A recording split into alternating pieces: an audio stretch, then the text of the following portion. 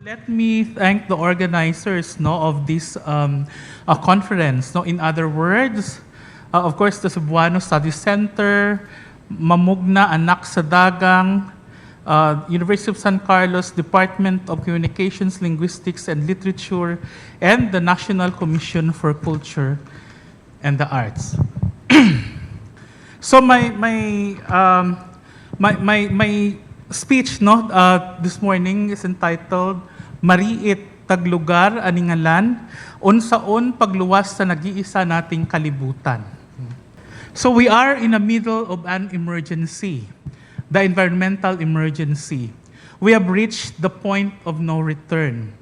John Hanson Mitchell, in his book The Garden at the End of Time, Getting By in the Age of Climate Change, says, and I quote, early in 2022, the United Nations Intergovernmental Panel on Climate Change releases a study prepared by more than 270 researchers from 67 nations who were considering the impact of climate change on the Earth in the next few decades.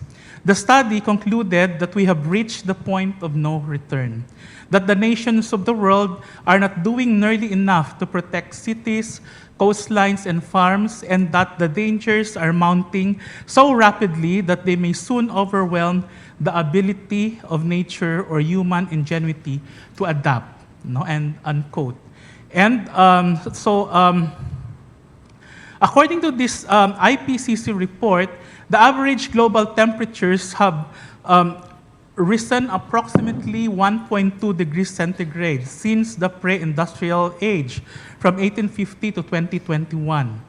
The IPCC also estimates that based on the current international efforts to mitigate global warming, it will reach 3.2 degrees centigrade by 2100. That is less than a century from now. Meaning, summers and dry seasons will be hotter, the effects of El Nino and La Nina phenomena will be more severe, monsoons and typhoons will be stronger. The world has now seen the worsening grass and forest fires in southern Europe and in the United States of America, especially in California. Here in the Philippines, we also notice how storm surges, flash floods worsening and creating more havocs. So that's Cebu, November last year. Kaya, nang inimbitahan ako ng palangga akong higala na si Dr. Ho Piu na magbigay ng keynote address sa komperensya natin ito, ang Echoes of the Earth Conference, Cultural Education for the Environment in the Visayas, hindi sumagi sa isip ko na tumanggi kahit na simula pa noong Enero ng taong ito hanggang nitong Hunyo, ay sunod-sunod ang mga workshop, komperensya at mga forum na kung hindi ako ang nag-oorganisa ay dinaluhan ko bilang panelist at tagapagbigay ng lektura. May ilang mga imbitasyon na tinanggihan ko dahil hindi nakakayanin ng aking katawang lupa. At baka makahalata na ang home university ko, ang De La Salle University, na palagi akong wala sa campus namin sa Taft Avenue. Mahirap talaga sa akin na tanggihan si Hope. Tanggihan ko na lang ang lahat, wag lang siya. Pero, nang mabasa ko ang call of papers itong conference at makita ko yung mga topic, talagang klaro na sa akin na dapat puntahan ko ito at kailangang makilahok ako. Napapanahon at malapit sa aking kasing-kasing ang mga paksang yuta, duta, kalikupan, local ecologists and ways of knowing, panagtag-iya, pagtililipon, panabang, collective care and environmental ethics, kabuhi o kinabuhi, environment, labor and everyday life, panumduman sang lugar, memory, history and environmental narratives, kusog gahom, himakas, power crisis and resilience, pulong bilang dalan, language, translation, and environmental education, sa klase o sa komunidad, teaching demonstrations and pedagogical practices, at gikan sa kabilin ngadto sa kaugmaon, heritage, policy, and future pathways. Ang mga topikong niini, murag prospectus na para sa isang programang Master of Arts in Environmental Studies. Hindi siyempre sapat ang 3 araw na pagtitipon natin, pero sapat na ito upang magkita-kita tayong mga guro ng literatura at wika, tayong mga manunulat, tayong mga aktivista para sa kapaligiran upang mapag-usapan natin ang mga ginagawa natin tungo sa mga tunguhing pangkapaligiran at advokasya para sa pangalaga ng nag-iisa nating kalibutan. Halos lahat tayong nandirito ay mga guro. Sa pagbalik natin sa kanya-kanyang universidad, kolehiyo at paaralan, ay naway may panibagong lakas at kaalaman tayong maibahagi sa ating mga estudyante at kapwa manunudlo. Patunay ang komperensyang ito na mali ang maitim na balak ng mga nagre-rebisa ng curriculum sa Commission on Higher Education at sa Department of Education na tuluyang bawasan at tanggalin sa kolehiyo ang mga asignaturang humanidades. When it comes to the protection of the environment, the knowledge generated by scientists in the exact sciences is important. Their findings should guide the decisions of policymakers. But of course, we know that today, many countries in the world have penchants in voting leaders who are climate change deniers, like Donald Trump of United States of America. Here in the Philippines, we have politicians giving lip service to environmental protection, but then do not have any qualms in endorsing or having infrastructure projects with no environmental compliance certificates or detrimental to the environment. In my beloved province of Antique, there is a massive flood control project where a concrete wall, an esplanade, was built over a seashore where sea turtles lay their eggs. At alam natin mula sa siyensya na ang mga pawikan saang karagatan man sila makakarating, bumabalik sila sa dalampasigan kung saan sila ipinanganak para doon din mangitlog. So the mayor of Cebu, Mayor Nestor Archival, who gave the keynote address yesterday, is more of an exception than the rule. It is the first time that I listened to a mayor speaking using engineering and mathematics, that he truly understands and did not merely pay lip service for environmental protection and relies on motherhood statements. Kaya kudos sa mga taga Cebu na bumoto ng tamang mayor. Sana all. There is no question that scientific knowledge is important, but equally important is the humanities. We know, and many research presenters have underscored this yesterday, the humanities deal with language that is the wellspring of our identity.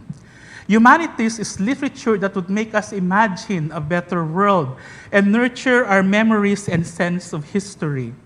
Humanities is the arts that would remind us about what is good and beautiful. Humanities is ethics that will teach us justice and peace.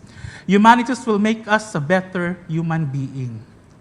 When we speak of eco-criticism, we are talking about interdisciplinarity. Eco-criticism is a fusion of ecology, the study of the environment, and the study of literature. When we speak of literature today, we are not only dealing with literary texts, but also with non-literary texts that would include culture and performance. Eco-criticism is one proof that science and humanities go hand in hand, and in fact, inseparable. This, I am sure, will be proven, just like yesterday, in this conference and in many other eco-critical conferences. Tayo ang aakay sa mga estudyante at mambabasa natin tungo sa kaaram, paniniwala at pamamaraan ng pamumuhay na makakalikasan at makabubuti hindi lamang sa ating mga tao kundi para sa lahat ng nilalang. Tayo ang tagapagsulong ng eco-critical imagination na kailangan natin ngayon. Ngayong nakikita at nararanasan na natin ang epekto ng climate change. As writers and teachers of literature, how then are we going to right the earth and to advocate for the protection of the integrity of the environment using literature? Lawrence Buell, in his book, The Environmental Imagination, suggests the following 4 criteria that will guide us when we write and read. One, so the non-human environment is present not merely as a framing device, but as a presence that begins to suggest that human history is implicated in natural history, like in Pasil, Lataban, and an island of women stitching memories. So, Pasil and latab are also Kinaraya words. No? So pasil is a sandbar. No? Second, the human interest is not understood to be the only legitimate interest. No? So do we humans have the right to kill other animals, like say, litsunin ang mga baboy? Do we have the right to use pesticides in our rice fields that also kill innocent and useful bugs, and especially the bees, no, that are major pollinators? And three, human accountability to the environment is part of the text ethical orientation. Why is our lifestyle poisonous to the environment? No? So other creatures suffer because of our lifestyle. And four, some sense of environment as a process rather than as a constant or a given, at least implicit in the text. So, hindi ito matuturo ng siyensya lamang, di ba? Tayong mga literature teachers ang nakakaalam gawin ito. Kailangan dito ang humanidades. Kaya huwag tayong pumayag na patayin ng CHED at DepEd ang humanities at pati na ang mga trabaho nating mga guro ng GE. So, there are two words from Panay Island that I want to bring to the table, so to speak. Mariit and Taglugar.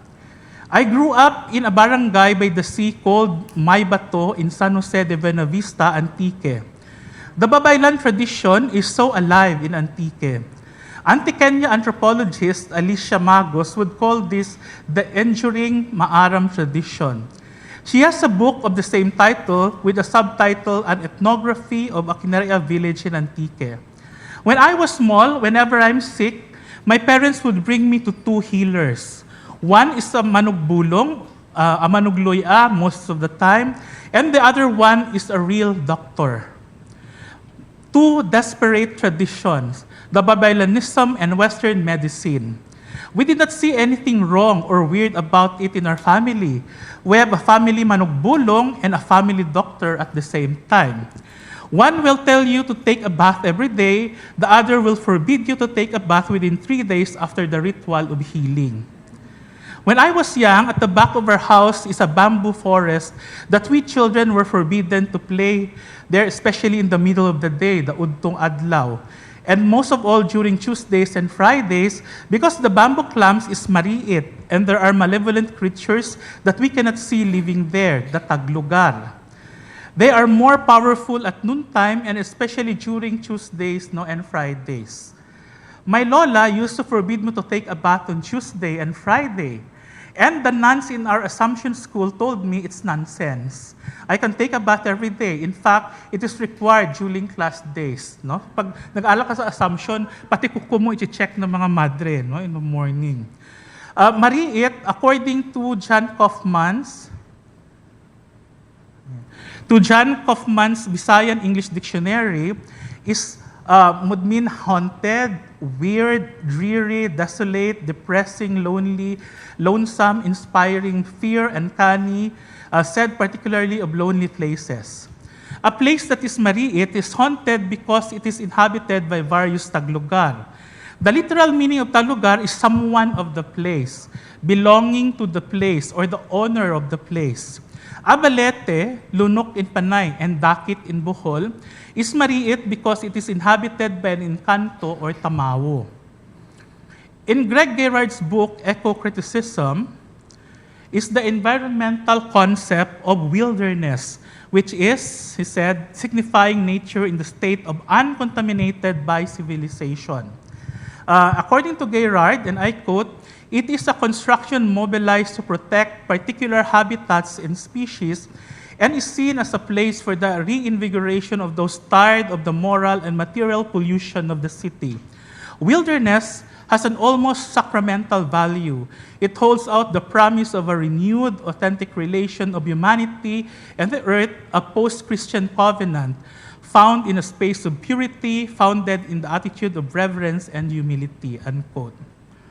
It is easy for me to equate mariit with wilderness, especially if I consider the definition of Gerard.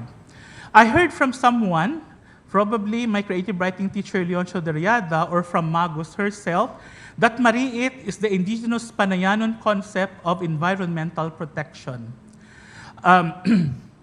People are afraid to cut a big ancient tree believed to be mariit. To destroy the tree is to make the Taglugar angry, and they can punish the culprits with a mysterious, incurable sickness. Bukod sa gubat na iyon ng kawayan sa likod ng aming bahay, na matagal nang kinalbo at ngayon ay puno na ng mga bahay, palagi ko pa rin naalala ang isang natural pond sa gitna ng kalsada at niyugan sa aming barangay. Pinaniwalaan ding mariit ang pond na iyon at pinapagalitan kami ng mga matatanda kapag makita kaming naglalaro sa pampang yon. Baka raw may di nakikitang nilalang nahihila sa amin sa tubig at kami malulunod. Pero gustong-gusto ko ang natural pond na iyon. Sa bata kong mga mata ay kay lawak at kay ganda niyon. Naalala ko ang mga dagmay na tumutubo roon na kay banayad sa paningin ang pagkaluntian ng kanilang dahon. Sobrang nagagandahan din ako sa maliliit na gapi na makulay at kumikinang ang mga buntot. Hanggang ngayon, may mga gabing napapanaginipan ko pa rin ang munting lawang ito ng aking kabataan. Matagal na ring natambakan ito at natatayuan na ngayon ng ilang mga sementadong bahay. Mukhang wala na nga sigurong epekto sa mga tao ngayon sa amin ang mariit at taglugar. Hindi na sila natatakot sa mga di nakikitang nilalang.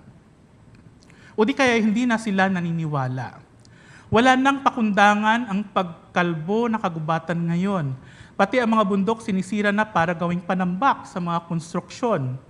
Wala nang mariit, wala nang sagradong lugar sa harap ng mga pribado at publikong infrastruktura. Tingnan na lamang natin ang mga substandard na flood control projects. Itinayo ito sa mga dating mariit na lugar. So tuloy-tuloy na ang pagkasira ng ating kapaligiran. Nararamdaman na natin ito ngayon. Unya, what are we going to do? Here are the suggestions of Greta Thunberg, a teenager environmental activist of Sweden, in her book, Climate Change. Yan si Greta Thunberg. So, teenager. Dalaga na siya ngayon, hindi na siya teenager. Pero in her book, ito sinabi niya. So, what can we do together as a society? Educate ourselves, leave no one behind, establish binding commitments, rewild nature, restore nature, plant trees, maximize all possible carbon sinks, abandon phrases like carbon offsetting and climate compensation, divest from fossil fuel, end all fossil fuel subsidies, make local public transport free of charge, rethink transportation, make ecocide a crime, leapfrog to renewable energy, leapfrog social norms, avoid false solution, invest in wind and solar power, avoid both side system, ban high carbon advertising, invest in science, research and technology, heed the principles of safety, sue carbon polluting governments and companies, and create new laws. So things that we already know. So we've been hearing about this, and we're supposed to do this for the environment. But sometimes it's easier said than done. But it's good that we have children like Greta Thunberg that would remind us that. So what can you do as an individual? Again, educate ourselves. And the mere fact that we are gathered here this week is, I think, a very important step towards that. Become an activist. Ayan, hinuhuli siya. Because Greta would, yung school direct for Climate, parang, siya, parang, you stop school, for the climate. So yan yung that's in the Swedish Parliament. So what can you do? So become an activist, defend democracy, become politically active, talk about it. Kaya inaaway namin si Loren Legarda ngayon sa Antique, kasi yung mga project niya disrespectful of the environment, and she's supposed to be an environmentalist, di ba? Branding niya yan, She loves the environment. But many of her projects, the one I mentioned about the Esplanade, is a project of Loren Legarda, So lip service lang yan lahat. Amplify the voices on the front line, avoid culture wars, shift towards a plant-based diet, be skeptical, stay on the ground, and buy less and use less. Stay on the ground is it's important for Greta Thunberg not to take airplanes kasi grabe yung carbon footprint ng aeroplano. Of course, yung aeroplano ako pupunta dito, no? Kaya medyo nakukonsensya ako, no? So we have take a boat, no, but it will take time, no. So anyway, the train, no, because in Europe, no, you can take the train, no, all over Europe. So Thunberg said some people can do more than others for the environment. Politicians, that's why love ko si mayor ninyo, no. Media and TV personalities, journalists, no, celebrities, influencers, and the most affected people in the most affected areas have the power, agency, and compelling reasons to advocate and be the face of environmental preservation and protection. No? So, and I may add in this list writers, especially creative writers. So the greatest enemy of the environment is capitalism. Hindi nirerespeto ng kapitalismo ang mariit at ang mga taglugar. Mahalaga sa kapitalismo ang pagmimina, ang pagtutroso, ang paghawan ng kagubatan at taniman para gawing subdivision. The be-all and end-all, no, is profit. So the real inconvenient truth is that no, it's not about carbon, it's about capitalism. The convenient truth is that we can seize this existential crisis to transform our failed economic system and build something radically better. Ang sabi sa blurb ng librong, This Changes Everything, Capitalism versus the Climate Change by Naomi Klein. Alam na natin ngayon na mapanira sa kapaligiran ang kapitalismo. Sa mahabang panahon, ito na ang nakasanayan nating uri ng pamumuhay. Sino ba dito ang walang Amazon, Lazada o Shopee account? Meron ba? Wow, wala. Oo. So, bahagi na ng pagkatao natin ang konsumerismo. Pero may magagawa pa tayo. Maaari nating baguhin ang ating sarili o at least i-control konti, no? So naririyan ang mga konsepto ng kilusang minimalism, no? So bawasan yung ating paggamit, no, ng mga material, lalo na plastic, no?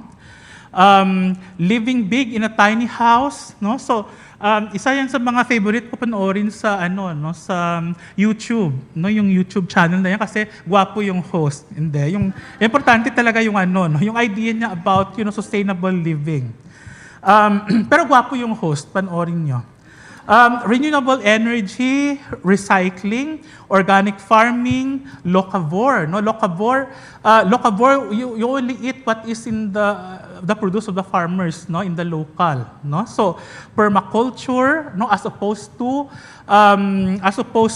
a monoculture. Kasi yung monoculture, no, yung mga pineapple plantation ng lalawak, yung mga palayan na malalawak, yung mga tubo na malalawak, eto kailangan nila ng pesticides, no, and fertilizers. Whereas permaculture, it's called permanent agriculture, kasi siya, no, sari-sari yung tayo, parang bahay kubo. At vegetarianism and veganism, no. So mas kinder sa environment kung mag-vegetarian tayo, no? Na sinubukan nung gawin, napakahirap, no? Pero yung mostly plant-based diet, no, pa rin. So according to Klein, as communities move from simply resisting extractivism, kasi extractive yung kapitalismo, no, to constructing the world that must not rise in its rubbles. Protecting the fertility cycle is the heart of the most rapidly multiplying models, from permaculture to living buildings to rainwater harvesting. Again and again, linear, one-way relationship of pure extraction are being replaced with systems that are circular and reciprocal. Seeds are saved instead of purchased, water is recycled, animal manure, not chemicals, is used as fertilizer, and so on. Diba? So, we must act now. No? We must do something now. Let us get our hands dirty. No, now na talaga, because as Klein said, the stakes are simply too high and time too short to settle for anything less. Kaya ako, no, Okay, so aningalan, no? So the garden will save us all, no? So unsa man atong buhaton, no? So that's our garden in Aningalan, in a mountain in Antique, no? So we began planting flowers and trees, no? Kaya wala pang trees na nakikita kasi maliliit pa lang sila, no? But a year or two from now, mukha na talaga yung garden. Ayan naman. So, unsa na ang buhaton, no? So, una, gawin nating mariit uli ang ating paligid. No, let us plant native trees. Let us do some rewilding, create our own wilderness. Second, igalang natin ang mga taglugar. Hindi lamang tayo ang nakatira sa mundong ito. Igalang natin ang parehong nakikita at hindi nakikita. Let us consume less. Let us be mindful of our carbon footprint. Mag-ahar din tayo para sa pagkain, para sa kagandahan, para sa malinis na hangin. No? Let us all find our own aningalan. So, I'm turning 53 this coming November. And for about 3 years now, I've been planning my retirement from my work in Manila. And I want to go home to Antique for good. I want to retire in a small house in the middle of a garden full of flowers, vegetables, and fruiting trees. I want to plant my own food. I only need a small house so that my carbon footprint will be minimized, and of course, it will be easier to clean, easy to maintain, and with lower electricity and water bills to pay. Thank God, I met someone online during the pandemic who shared the same dream with me. Itago na lamang natin siya sa pangalang Jay. Dear Ate Charo, charot lang po. No? So, to make the long story short, no? So sa ngayon, may hardin na kami ni Jay sa Aningalan. So that's our garden. No? And that's him walking. No? So, Aningalan, matapos halos ng 5 taong pabalik-balik kami doon. Ang Aningalan ay mga 1,000 meters above sea level. Nasa kabundukan ito sa bayan ng San Remeo sa Antique. Na 1 oras na drive ang layo mula sa bahay ng mga magulang ko sa May Bato Norte, San Jose de Buenavista. Ang kabundukang ito ay nakikita mula sa palayan namin. Una kong narinig ang Aningalan mula kay tatay nang minsang nasa farm namin kami at tinitingnan namin ang bundok. Sabi niya, may lugar doon ang tawag ay Aningalan. Malamig na parang bagyo. Ang salitang ugat ng pangalan nito ay aningal, na ibig sabihin ay alingaw-ngaw or echo o alaala ng isang tunog o boses, memory of a sound. Kapag nandoon ka raw kasi, makikita mo ang dagat sulu at tila maririnig mo ang tunog ng mga alon. Kaso, marami daw NPA doon, kaya delikadong puntahan. Nang umuwi ako sa Antique noong 2022 matapos ng pandemic, niyaya ako ng 2 kaklase ko noong prep sa Assumption na mag-dinner dahil may business proposal daw sila. Ang isang kaklase naming dentist ay may resort at restaurant daw sa Aningalan. May 2 properties siya doon na ginawa niyang subdivision at binibentahan lamang niya ay mga kakilala niya, lalo na kaming mga kaklase niya sa Madre noon, para sama-sama daw kaming mag-retire doon sa bundok balang araw. Hindi ako na-excite dahil noong pandemic, may binili akong lupa sa Aninii Antique para sa aking retirement home. Sabi ko sa kanila, kabibili ko lang ng lupa at pass muna ako. Pero sabi nila, tingnan ko raw muna ang lugar dahil perfect daw para sa isang manunulat na katulad ko. Dalhin daw nila ako doon. No, kinabukasan, 6:00 ng umaga, ay dinaanan nila ako sa bahay. No, doon kami sa Aningalan mag-breakfast, no, at mga 9 ay bababa na rin kami dahil mag-clinic pa ang kaibigan naming dentist. No, nakasama rin ang wife niya na isang pediatrician. At iyon na nga, nang makita ko ang Aningalan, yan yung lupa sa likod. Maliit lang yung akin dyan, no, not the whole area. No, so, nang makita ko Aningalan, love at first sight ang nangyari. Malamig ang hangin, luntian ang paligid, may mga pine tree, mga flower at vegetable garden, at may strawberry farm. So yan, no? Nataganda niya, di ba? So, ayan. Pero may picture ng strawberry, no? So, sabi ko sa kaibigan ko, paano yan? Gusto kong bumili ng lote, pero wala akong pera ngayon, kabibili ko lang ng lupa. Ang sagot naman niya, walang problema, bigyan kita ng 3 months para mag-ipon ng 30% down payment at ang matitira ay 2 years to pay na. Sabi ko, no deal, sabi ko. Agad kong tinawagan si Jay na nagtatrabaho pa noon sa Sambales, no, na may bibilin akong lupa sa Aningalan. Sabi ko sa kanya, parang Baguio with pine trees, flowers, and strawberries na walang tao, walang buildings, walang traffic. Hindi pa man kami magkakilala ni Jay, pareho na naming paboritong bakasyunan ang Baguio. Napagkasunduan namin ni Jay na kung magpapatayo kami ng bahay sa Aningalan, dapat off-grid. Solar power ang kuryente at ipunin namin ang ulan para sa aming tubig. Bago siya mag-relocate for good sa Antique, nag-enroll muna siya sa isang short course tungkol sa permaculture. Kaya pag nag-garden kami, palagi kaming nag-argue. No? So napakagandang magising sa isang hardin. Lalo na kung, show yan, pictures, no? Vegetable garden na kapitbahay namin yan. Hindi pa amin. So, and we're renting this container van cottage ngayon, no? Habang magagawa kami ng bahay. No? So honeymoon photos namin. So that's our house now, no? That's where we're living now, no? It's owned by the dentist friend of mine, no? So, yan. So, yun. So, napakagandang magising sa isang hardin, lalo na kung hardin ito na organic at sari-sari ang mga halaman, tulad sa awiting bahay kubo, o mas marami pang kahoy at alaman. Muli sa libro ng tukayo kong si John Hanson Mitchell,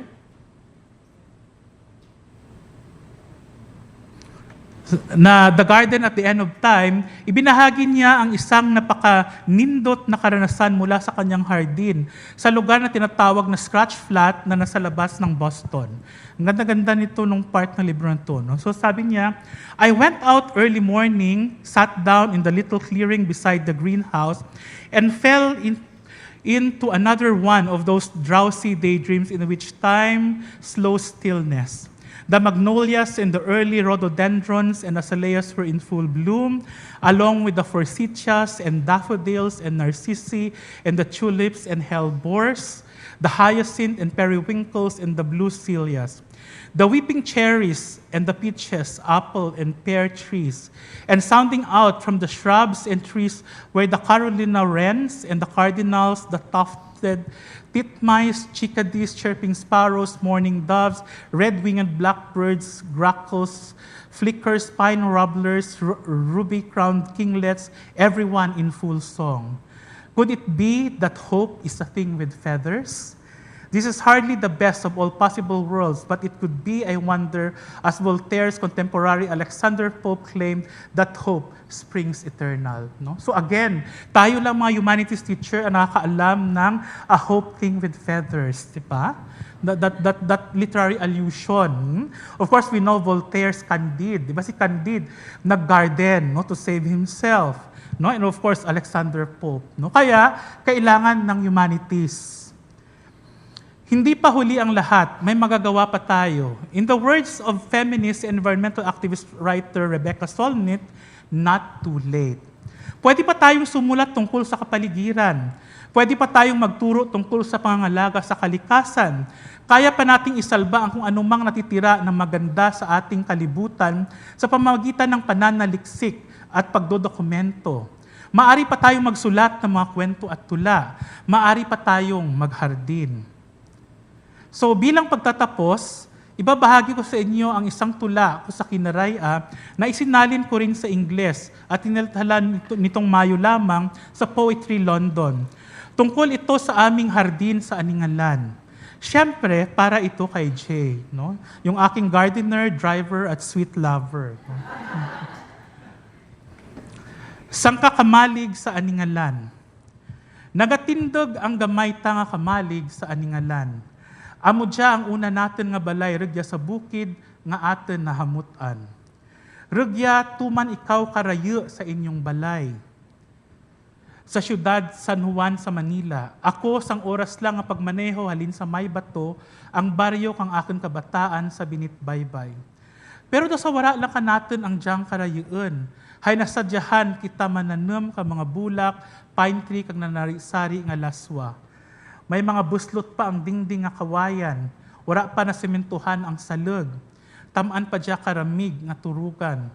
Pero bisan pa nagakurudog kita sa pagbugtaw ta sa aga, may labaab ng pagigugma sa atin mga yuhum, samtang ingiday kita nga naghigop kang kape. So this is my English translation, a hut in Aningalan. Our small hut is now standing in Aningalan. This is our first house in the mountain we love. Here, you are so far away from your home in San Juan City and Metro Manila. I, just an hour's drive from Maybato, the barrio of my childhood by the sea. But we are not really bothered by the distance because we enjoy planting flowers, pine trees, and various vegetables. There are still holes in the bamboo walls. The floor is not yet cemented. It is still too cold to sleep here. But even if we are trembling when we wake up in the morning, there is warmth of endearment in our smile while we sit close sipping coffee. Of course, mas nami ang kinaraya, kinagaragom mo. So, daghang salamat. That's our strawberry plant,